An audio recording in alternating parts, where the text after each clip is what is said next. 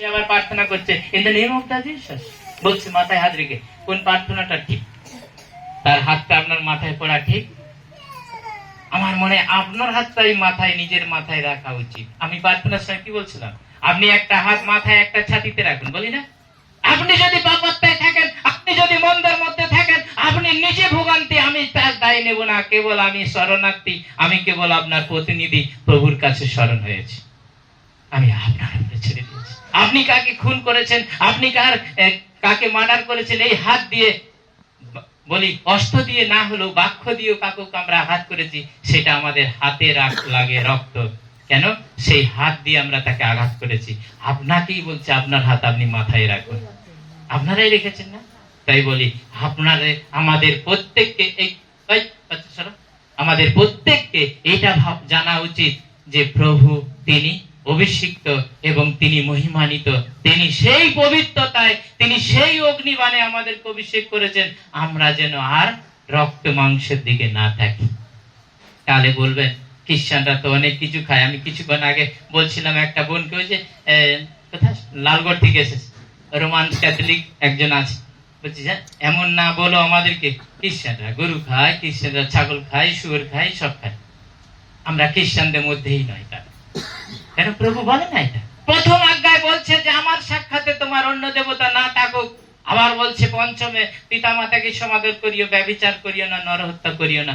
তারপরেও কিসের আমরা খ্রিস্টান দেখাচ্ছি?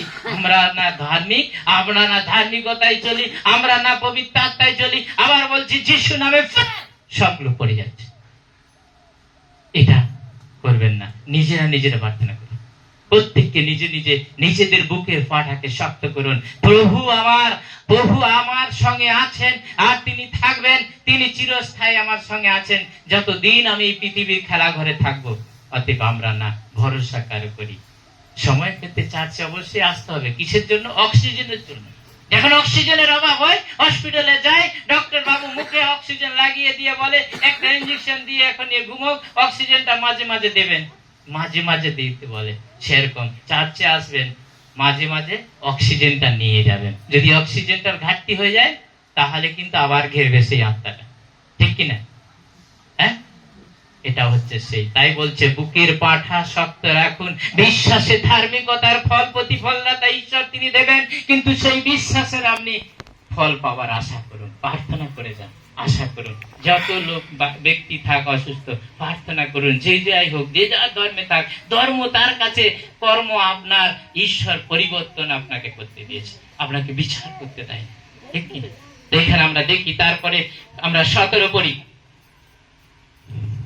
নির্মাণ করিতে পারিবে এবং পরিত্রাণের শীর্ষস্থান ও আত্মার খড়গ অর্থাৎ ঈশ্বরের বাক্য গ্রহণ করো। সর্ববিধি প্রার্থনা ও বিনীত সহকারে সর্বসময়ে আত্মাতে প্রার্থনা করো এবং ইহার নিমিত্তে সম্পূর্ণ অভিনিবেশে ও বিনীতি সহ জাগিয়া থাকো। সমস্ত পবিত্র লোকে। ঠিক আছে, এখানে আমরা দেখি কি বললেন। 17 কি বলেছেন? 17 বলছে কি? একবার আরেকজন পড়ুন, কি বলছে? বলছে নির্মাণ করিতে পারিবে এবং পরিত্রাণের শীর্ষস্থান ও আত্মার খড়গ অর্থাৎ ঈশ্বরের বাক্য গ্রহণ করো।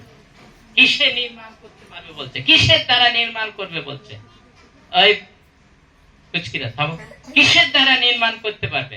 আপনি যখন তার জন্য সেই অগ্নিবাণ দিচ্ছেন, তার নামে, প্রভু যিশুর নামে হুমকি দিচ্ছেন, প্রভু তুমি এই সন্তানকে সুস্থ করো, তুমি আমার মধ্যে সেই আত্মা প্রয়োগ করো যেন তোমার নামে এই সন্তান সুস্থ হয় এবং এই সন্তান যেন তোমার ধার্মিকতার ধন্যবাদ দিতে পারে, তবেই তো আপনি নির্মাণ করতে। না এমন নয় আপনাকে মাটি আর কাদা, এই মাটি আর বাঁশ দিয়ে প্রতিমা নির্মাণ করতে বলছে না, আত্মার নির্মাণ করতে বলেছে, আত্মিক নির্মাণ করতে বলেছে, আত্মাই প্রার্থনা করতে বলেছে, আত্মাই চলতে বলেছে, আত্মার সঙ্গে থাকতে বলেছে। আপনাকে বলে না যে আপনি নির্মাতা, একটা শিল্পী হয়ে তৈরি করুন। না, আমরা কোনো তৈরি করতে পারি না। আত্মিক ফলকে আমরা পরিবর্তনে, আমরা তার প্রতিনিধি হিসাবে তাকে নির্মাণ করতে পারি, পরিবর্তন করতে পারি। তাই এখানে বলছে যে প্রার্থনা, বলছে যে কে যে আত্মার খড়গ অর্থাৎ ঈশ্বর